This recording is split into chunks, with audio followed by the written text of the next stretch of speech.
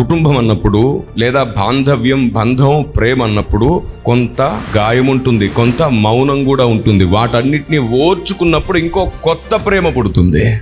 ఒక కొత్త ఆప్యాయత ప్రారంభం అవుతుంది. అరే ఈ 1 month నేను సరిగ్గా పట్టించుకోలేదే, నేను బాధ పెట్టేశాను, రకరకాలుగా మాట్లాడేసి అనవసరంగా నా స్ట్రెస్ మొత్తాన్ని నీ మీద చూపించాను, తప్పైపోయింది అని చెప్పి ఆ 1 month మిస్ అయిపోయిన ప్రేమ నీకు ఇంకో సంవత్సరం పాటు దొరుకుతుంది. గ్యాప్ వస్తుంది అంతే, కట్ అవ్వదు. కానీ నువ్వు కట్ చేసుకునేటట్లు మారుతావు. ఇది స్త్రీకున్న బలహీనత. ఎప్పుడు ఇంకొకరు పొగడాలి, మాట్లాడాలి, పలకరించాలి. అది కేవలం స్వభావానికి ఉన్న లక్షణం. మీకు విషయం చెప్పిన, పురుషుడు అవసరమైతే ఎవరితో మాట్లాడుకోకుండా ఎన్ని యుగాలైనా ఉంటాడు. స్త్రీ ఉండలేదు నెవర్. కొద్దిసేపే ఉండగలదు అలిగినప్పుడు. నాతో మాట్లాడకండి. నేనేమంటానంటే, మీలో ఉన్నది ఇంతే కదా ఈ బలహీనత.